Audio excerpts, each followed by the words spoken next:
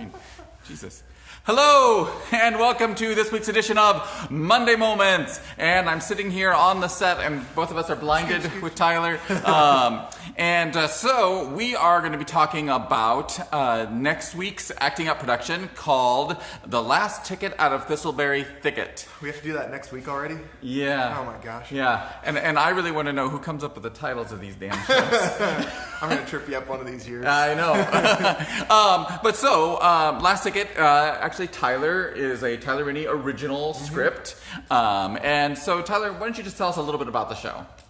So basically it tells the story of this little tiny woodland town full of these woodland creatures and garden sprites, and they're on the eve of the Harvest Festival, which happens every year. And our main character, Emmeline, is all set to, well, she's not really set to marry the most boring eligible bachelor in town. But you're already married. Yeah, that's right. I'm just boring. Yeah. Boring and married. But this giant, postcard giant to them anyway, comes into town, and it kind of throws everybody into a tizzy because they don't like change. It's bad luck. But Emmeline sees it as a chance to maybe start her own adventure. All right. And so what kind of inspired you as a playwright to come up with this show? The main thing for this one is I wanted to write something that wasn't so much of a big adventure story. That's what a lot of the scripts that I come across are, and a lot of the ones that I've written in the past. They're these big adventures, big silly adventures, and I wanted to do something that was just a little bit more simple and a little more cute and fun. Okay. Well, simple, I don't think that describes the size of the set. It never does. So you can't see it in the video here, but this set we're sitting on right now, it's huge. And by design too, that I really wanted it to really dwarf the actors. Yeah. It helps that they're already this tall. Right. But I really wanted to play up the fact that they were these small creatures. So Sure. yeah, we have these big leaves and weeds and the huge postcard and everything. Yeah. And so yeah, it was definitely by design. Yeah. I don't know if you can see. Yeah. There, Too much. you know, just a little bit of a background there. That's kind of it's a giant set that somebody had to design, and then he has to paint it too. That's your own fault there. I know. So what are some of the challenges with directing a show that you also wrote? I guess one of the things, I try not to be too precious about it. That I really do once it gets to the rehearsal process. It is just another script.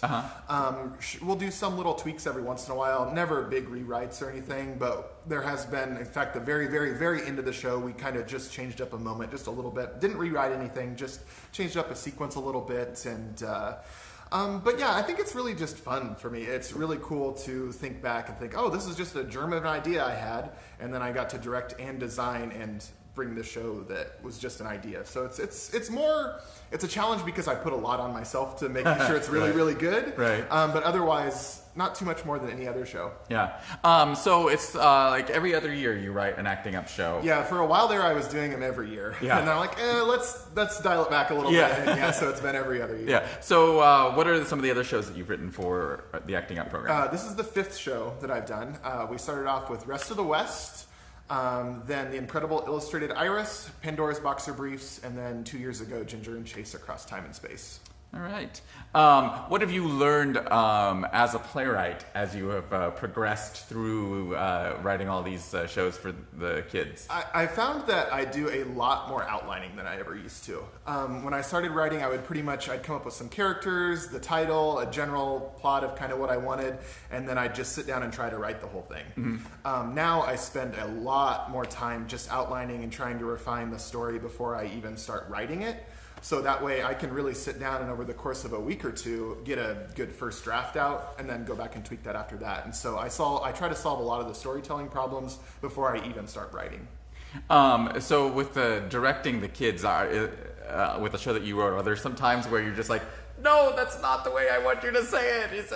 I wouldn't say, probably no more than any show. Okay. As a director, you're like, oh, that's not how I heard that line. Right. And sometimes it turns into be like, oh, that's so much better than I had thought. Yeah. And it's no different than being a writer as well. And if there are certain things I'm like, no, this is the joke, or no, it needs pronounced this way because it's got a little bit of a rhyme to it, I'm not afraid to say, hey, this is a little, barring doing a line reading, say it exactly like this. That's part of directing too. Yeah. That you do need to just get in there and say, here, this is how this should really play. Yeah. So it's not a whole lot different, actually. Okay. What are you most excited about with having an actual audience of real people seeing the show next week? I mean, it's just a cool thing and nerve-wracking thing Yeah. that you do get to say, hey, this is just something that I came up with, and I brought all these people together, not just the 33 kids on stage, but the design team. I do most of the designs besides costuming that Missy does, but just bringing all these people together to create this vision and share it with an audience, and just be like, hey, you're seeing something for the first that no one else has ever seen before, ever. Like, you may have seen The Hobbit somewhere else, which we did last semester, but you haven't seen it like this. But this is something that's like literally you've never seen ever before. Right. So your chance to be one of the first people in the world to see a Tyler Binney original script. How many kids are in the show? 33 kids. 33 kids in the show this semester. It's about average for us, actually. Yeah, it's on I know. the higher end of average. Yeah. It's around 30. So the show opens next week. Yep, May 3rd. And the tickets go on sale on that Monday. Monday. Yep. So a week from today. Yep. A week from today, you can start getting your tickets to The Last Ticket at Thistleberry Thicket. These titles. But Last Ticket isn't the only thing going on around here, and it's not the only thing going on around here today. That's right. Tonight at 7:30, we are officially announcing the 2019-2020. That's going to be a tongue twister for me to remember too. Yeah, because you can't just say 1920. Yeah. So we will be officially announcing the new season coming up here tonight at 7:30. We're not doing it live, so you've got to actually come here and see us live.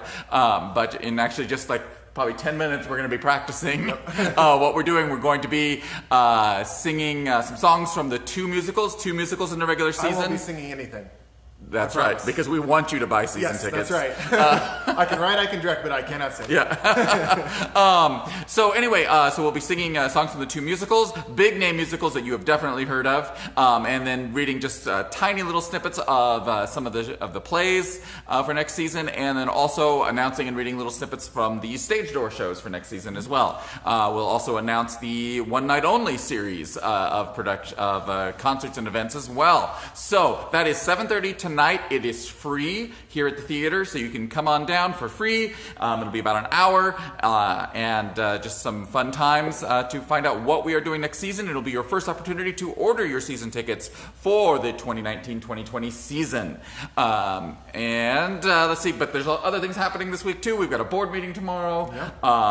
Let's see. Rehearsal tomorrow. Oh my gosh, yeah. I'm directing a show.